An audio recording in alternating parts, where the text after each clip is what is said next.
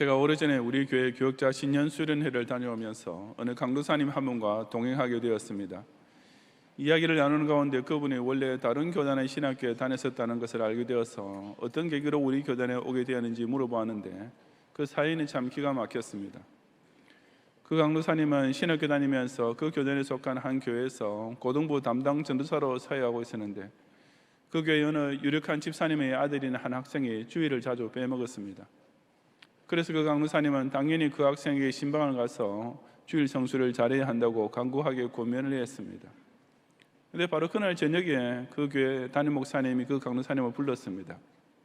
찾아갔더니 그 목사님이 하신다는 말씀이 네가 뭔데 그 학생 보고 이래라 저래라 하느냐라고 크게 야단을 쳤다는 것이었습니다. 그때 그 강도사님은 큰 충격을 받고 즉시 그 교회에 사면을 냈고 그 상처로 인해 아픔을 겪던 중 어떤 지인을 통해 우리 교단에 속해 있던 어느 교회로 오시게 되었습니다.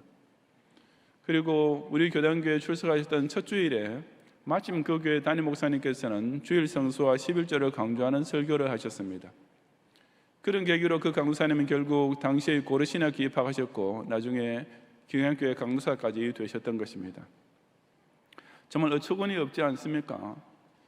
오늘 현대교회는 교인에게 주일 성수를 가르치기는커녕 그렇게 가르치는 부교역자를 오히려 야단치는 목사까지 있는 것입니다. 목사가 그 정도이니 교인들은 오죽하겠습니까? 하지만 10계명의 다른 9가지가 중요하고 절대적 명령이라면 제4계명 역시 두말할 필요가 없습니다. 느헤미야는 바빌론 포로에서 해방을 받고 돌아온 유다 백성과 함께 예루살렘 성벽을 재건했던 인물이었습니다.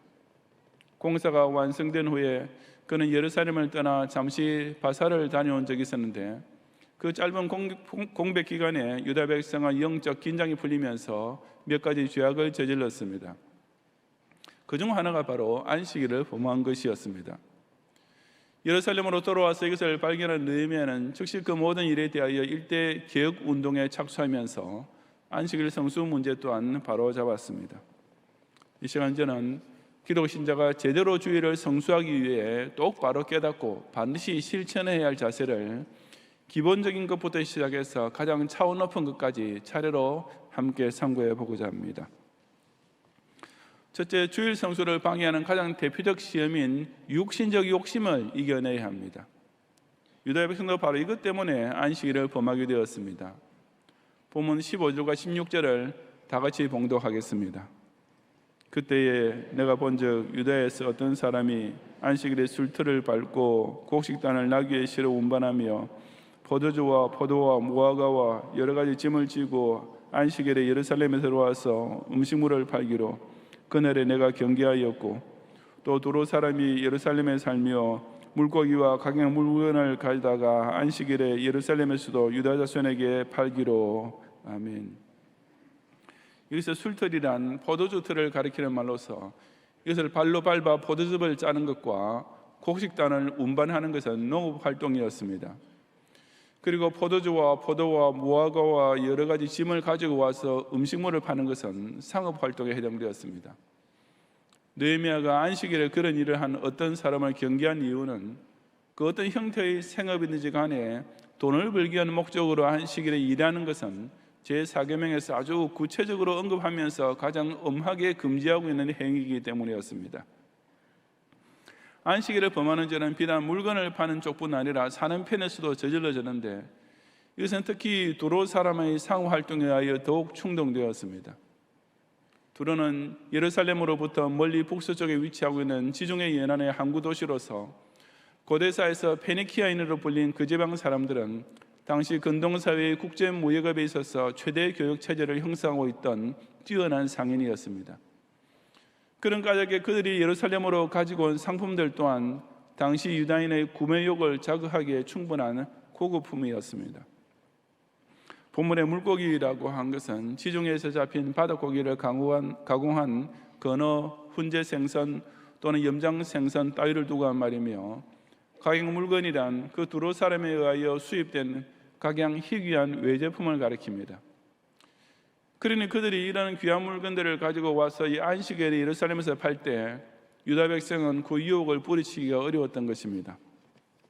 예루살렘의 소매 상인들은 그런 좋은 수입품을 다른 경쟁업소에 빼앗기기 싫었을 것이며 일반 소비자 또한 보기 드문 외제 상품을 구할 수 있는 기회가 항상 있는 것은 아니기 때문이었습니다. 율법 준수가 온 민족의 국시요 각 개인의 좌우명과 같았던 유다 백성마저 바로 그처럼 돈을 더 많이 벌고 싶은 욕심, 좋은 물건을 소유하고 싶은 욕심 때문에 안식일을 범하게 되었던 것은 오늘날 현대교인에게도 꼭 마찬가지로 나타납니다. 기독 신자가 된 이후에도 십계명 중에서 유독 제4계명을 가장 잘 범하게 되는 이유가 바로 이것이 우리의 지극히 현실적 문제와 직결되기 때문입니다.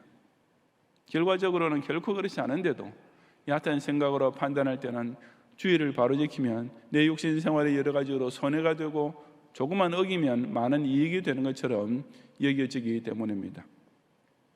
당장에도 주일 하루 더 가게를 열어놓으면 입금 장부에 돈이 몇십만 원, 몇백만 원 더 올라가야 된다는 계산이 오늘도 많은 교인의 머릿속을 주장합니다. 모처럼 연휴로 이어지는 주일에 가족끼리 어디 놀러가지 않고 교회에 오면 마치 부부 사이에 큰 문제가 생기고 부모 자식 간의 관계 향상에 큰 손해나 되는 것처럼 생각합니다. 또한 학생이 주일에 공부하지 않으면 무슨 아까운 시간을 허비한 일이나 되는 것처럼 여기면서 예사로 주일 예배를 거르곤 하는 것입니다. 이처럼 기독 신자라는 사람조차 주일 범하는 것을 별것 아닌 것처럼 생각하고 있지만 그 동기를 생각해 보면 이는 결코 무시해도 될 정도의 작은 죄가 아닙니다. 주일 성수는 신자가 과연 하나님을 얼마나 진심으로 사랑하고 있는지를 그대로 드러내주는 것이기 때문입니다. 주일에 가게 문을 여는 것은 하나님과 재물 중에 어느 쪽을 자기 인생의 주인으로 생각하고 있는지를 여실히 보여주는 것이 아니겠습니까? 주일에 시험 공부 때문에 SFC 성경 공부 시간을 빼먹는 것은 하나님의 말씀과 학교 성적 중에 어느 쪽을 더 중요하게 여기는지를 고스란히 나타내는 것이 아니겠습니까? 주일에 교회 봉사하는 것보다 집안일이 더 급하다고 생각하는 것은 그 교인이 평소에도 하나님을 기쁘시게 할 일을 얼마나 하찮게 여기고 있는지를 변명의 여지 없이 증명해 주는 일이 아니고 무엇이겠습니까? 그런 사고방식은 마치 하나님께서 당신께 열심히 예배드리는 성도만 더 못 살고 더 불행하게 만드신다는 말이나 다름없습니다. 하지만 하나님께서 당신을 경외하는 성도가 주일 성수를 충실히 하는 바람에 대학 입시에서 떨어지고 집안에 불화가 생기게 하실 리가 만무합니다. 기독 신자라는 사람이 어떻게 감히 하나님을 그처럼 못 오갈 수가 있습니까? 주일 성수는 하나님과 자기 육신의 소욕 중에서 어느 쪽을 더 중히 여기고 있는지를 가장 객관적으로 명백하게 드러내 줍니다.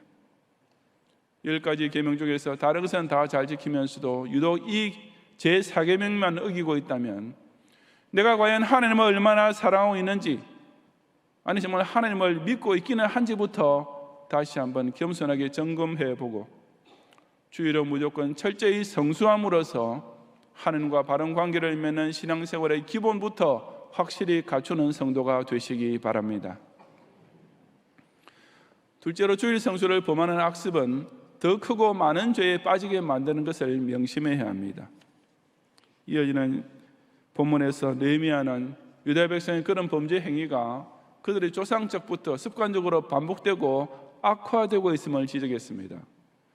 17절과 18절을 함께 봉독하겠습니다. 내가 유다의 모든 귀인들을 꾸짖어 그들에게 이르기를 너희가 어찌 이 악을 행하여 안식일을 범하느냐? 너희 조상들이 이같이 행하지 아니하였느냐?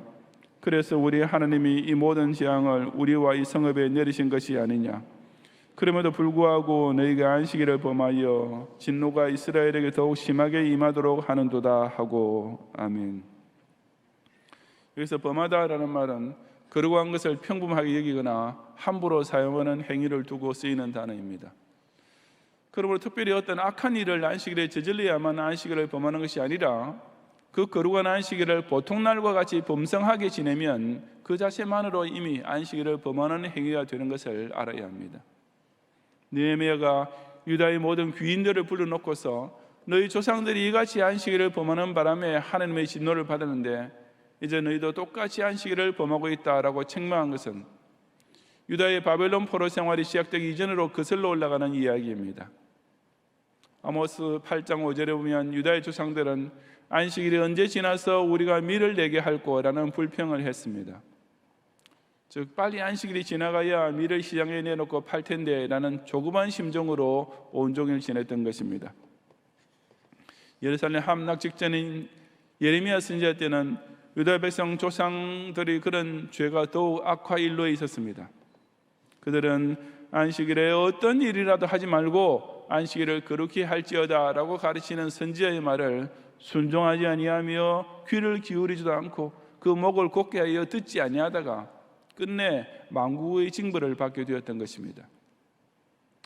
이것이 느헤미야가 본문 18절에 그래서 우리 하나님이 이 모든 재앙을 우리와 이 성읍에 내리신 것이 아니냐라고 유다 백성에게 상기시켜 주고 있는 배경입니다.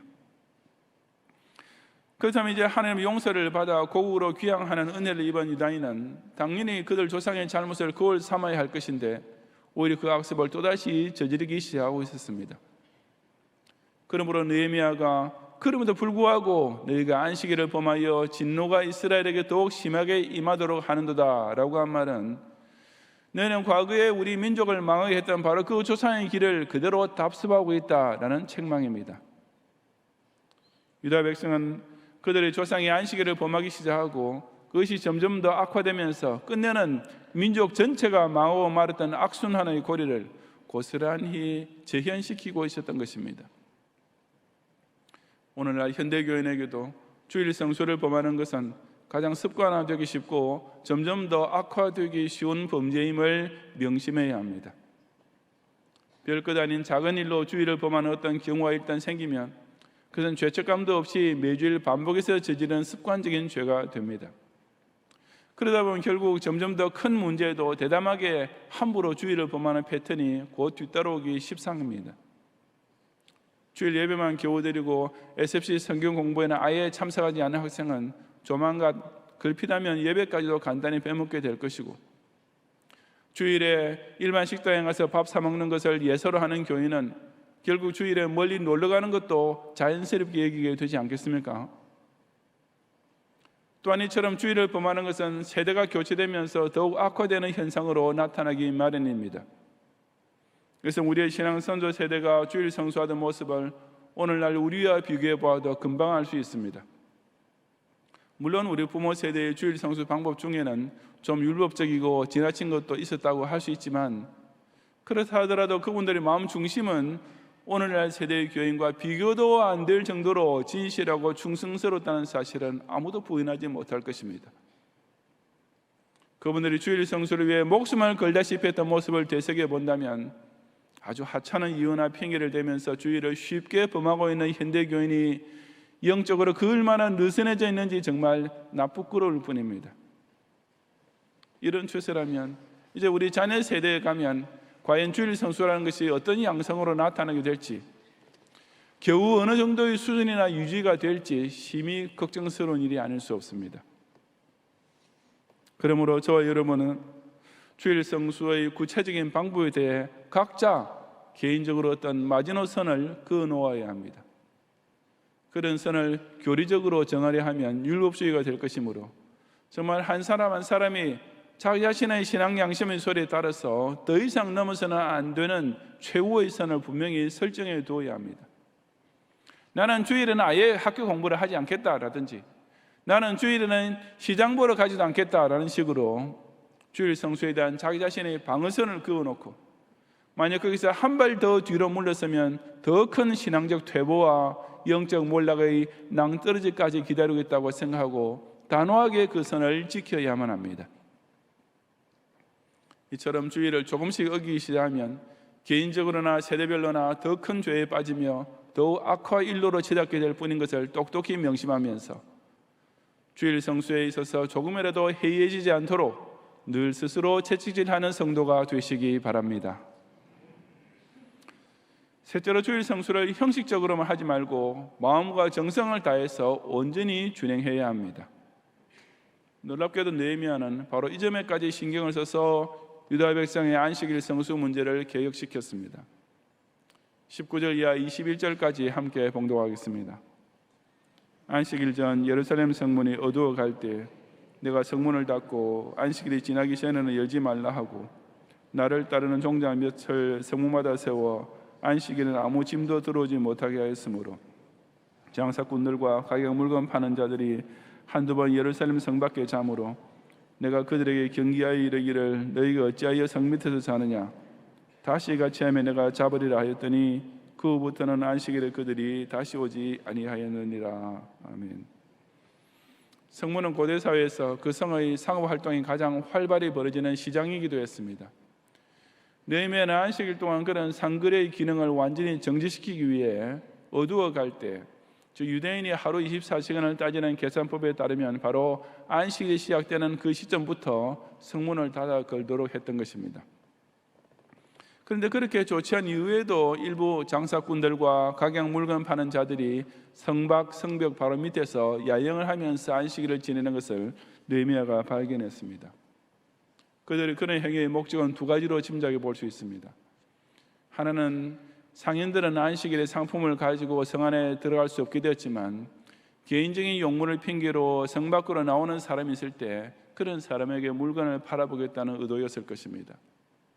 또 하나는 안식일 24시간 동안 어쩔 수 없다 하더라도 그 대신 안식일이 끝나게 되기만 하면 1분도 허비하지 않고 즉시 성 안에 들어와서 장사를 시작하겠다는 속셈일 수도 있었습니다.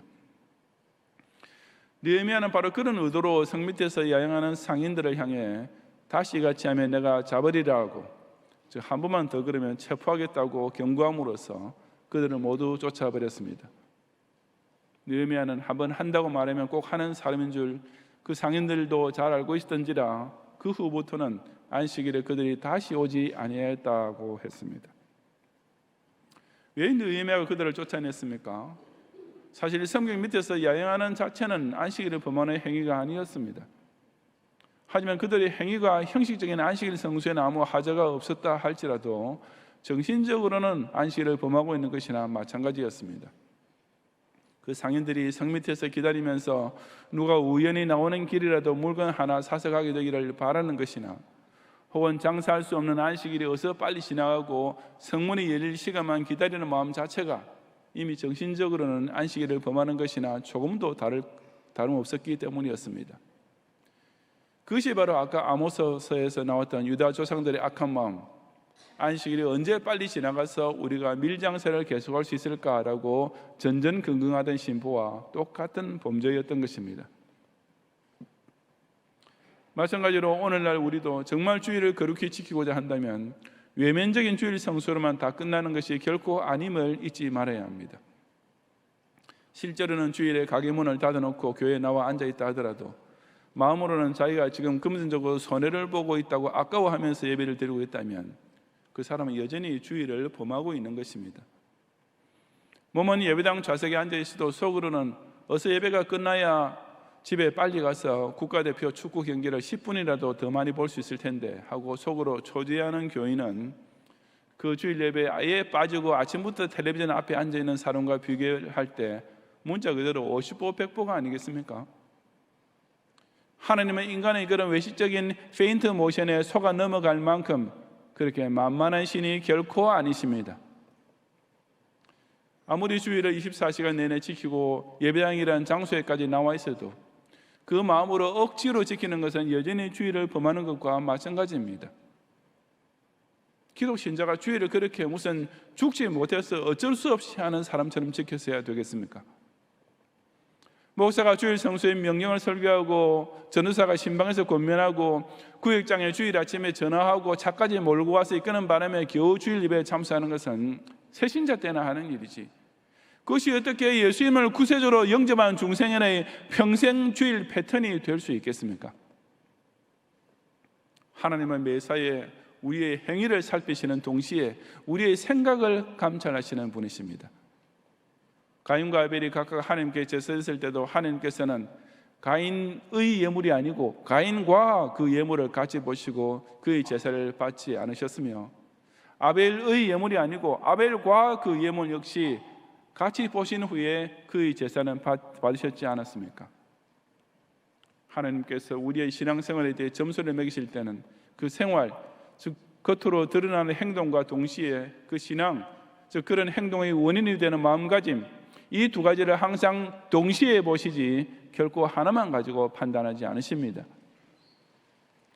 그러므로 주의를 그저 외면적으로만 지키는 것이 아니라 진정 중심으로부터 우러나오는 기꺼운 마음으로 지키며 예배 1시간만 겨우 지키는 것이 아니라 온종일 시간 가는 줄 모르고 진정 즐거운 마음으로 온전히 지키는 성도가 되시기 바랍니다.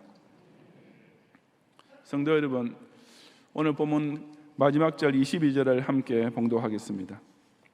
내가 또 레위 사람들에게 몸을 정결하게 하게 와서 성문을 지켜서 안식일을 거룩하게 하라 하였느니라.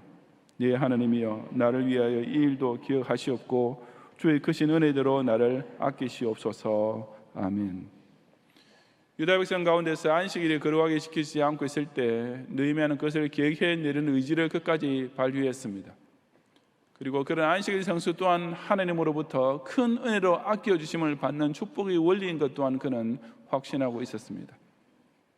현대사회는 사실상 기독 신자가 주일을 지키기 훨씬 더 쉬운 상황을 만들어주고 있습니다. 생활에 여유가 생기고 주말 연휴가 확장되고 있으며 무엇보다도 개인의 자유가 완전히 보장된 시대에 저와 여러분이 살고 있기 때문입니다. 그런데도 그 넉넉한 돈과 시간을 노는 데 쓰느라고 바빠서 오히려 주일을 더 쉽게 범하는 기현상이 벌어지고 있습니다. 주 5일 근무제가 시행되고 그의 모든 곳으로 확산되면서 특히 연휴가 있는 주일이면 어김없이 주일 예배 출석률이 뚝뚝 떨어지고 있으니 이 현대교인들의 실로 얼마나 악하고 게으른 것입니까?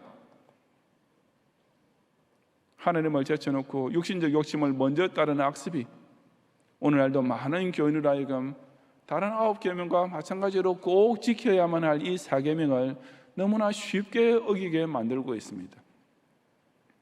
그리고 그렇게 주일 성수에 대한 작은 범죄가 일단 시작되면 그것은 점점 더 악화되어 다른 더 중한 죄들을 계속 낳게 되고 결국은 개가 그 토한 것을 다시 먹고 돼지가 그 더러운 것으로 되돌아가는 타락으로 치닫게 될 수밖에 없습니다. 또한 날짜만 겨우 지키면서 주일 성수를 형식적으로만 유지하고 있으면 그보다 더 중요한 자신의 마음과 정성과 뜻으로는 거룩한 것을 범하는 죄를 사실상 매주일 저지르게 되는 것입니다. 미국 교회가 전체적으로는 예배 모임의 열성이 많이 약해지면서 주일 밤 예배 자체가 아예 없는 경우도 많습니다. 하지만 제가 직접 출석하거나 방문했던 보수적이고 복음적인 교회에서는 주일 낮 예배 출석 인원 3분의 2에 가까운 교원들이 주일 밤 예배에도 부지런히 모이는 것을 보았습니다. 그 중에 플로리다 주에 소재한 어느 개혁주의 교회에서는 제가 갔던 주일의 밤 예배 시간이 공교롭게도 미국 스포츠 중계 중에서 단년 최고의 시청률을 자랑하는 프로 미식축구 결승전 슈퍼볼 경기가 시작되는 시간과 똑같았습니다.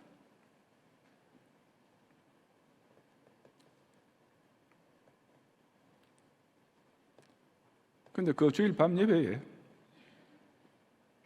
학생과 청년 남녀 정말 누구보다도 슈퍼볼 경기라면 반드시 보고 있을 것이라 짐작되는 그런 젊은 교원들까지 꽤 많이 포함된 교원들이 예배당 좌석을 거의 다 채우는 것을 보고 깜짝 놀란 적이 있었습니다. 저는 크게 감동을 받으면서 또한 이렇게 주일 밤 예배의 은혜를 사모하고 누릴 줄 아는 신실한 기독 신자들이 비록 소수이긴 하지만 아직 남아있기 때문에 미국이 여전히 하나님의 복을 받고 있는 것이구나 라는 생각이 들었습니다. 그러므로 경양의 성도들은 올해부터 시작한 한 번 더 예배 참석 운동을 그 무엇보다도 주일 밤 예배 참석부터 꼭 실천해야 합니다. 물론 주중에 수요일 밤 예배와 금요 밤 기도에도 한 번 더 나오도록 최선을 다해야 하지만 주일 밤 예배는 주일 낮 예배와 꼭 마찬가지로 주일을 온전히 거룩하게 지키는 제4계명의 문제와 직결되는 예배이기 때문입니다. 코비드19가 창궐할 당시에는 인터넷 예배가 어쩔 수 없는 비상수단이었지만 이제 그 모든 팬데믹이 다 끝났는데도 계속 예배당에 나오지 않고 모니터 화면 앞에서 예배로 때우려 하는 교인은 아직도 심각한 코비드 후유증에 걸려있다는 사실을 스스로 깨달아야 합니다. 그렇다면 심지어 주일 밤에 인터넷 예배조차 드리지 않고 텔레비전 드라마나 스포츠 중계 따위만 시청하고 있는 교인은 코로나 바이러스보다 훨씬 더 무서운 진짜 영적 바이러스에 감염되어 있는 것 아니겠습니까? 경양교회 성도 여러분, 주일 밤에 여러분들 도대체 어디에 계십니까?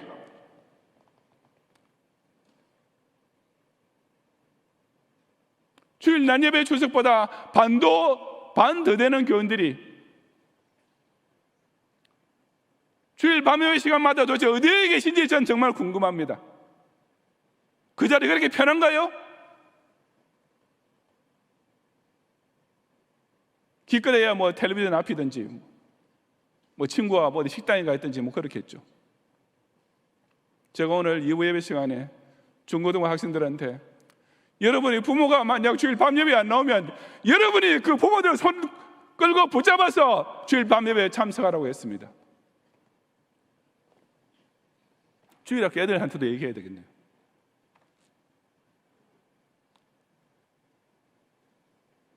여러분이 자녀들 데리고 주일 밤 예배에 우리 유아들 데리고 오는 부모들도 예배드릴 장소 있습니다.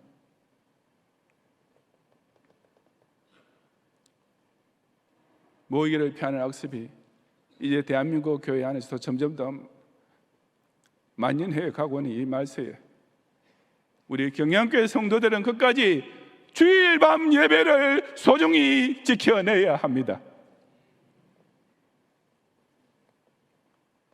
주일은 주님께서 정말 즐겁게 안식할 날로 정해주신 날이며 그런 까닭에 우리에게는 반갑고 좋은 날이 되어야 마땅합니다.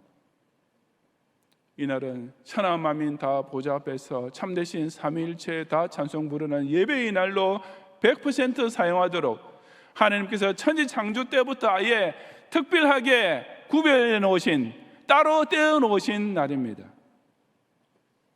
주일을 지극히 소중히 여겨 육신 생활의 성문을 닫고 하루 종일 진정으로 즐거워하며 거룩하게 지킴으로써 하나님께서 바로 그런 성도를 아껴주시고 더 큰 은혜 내리시는 복을 이 경양재단을 중심으로 1년 내내 한 주일도 빠짐없이 온종일 마음껏 누리는 성도가 꼭 되시기를 주님의 이름으로 축원합니다.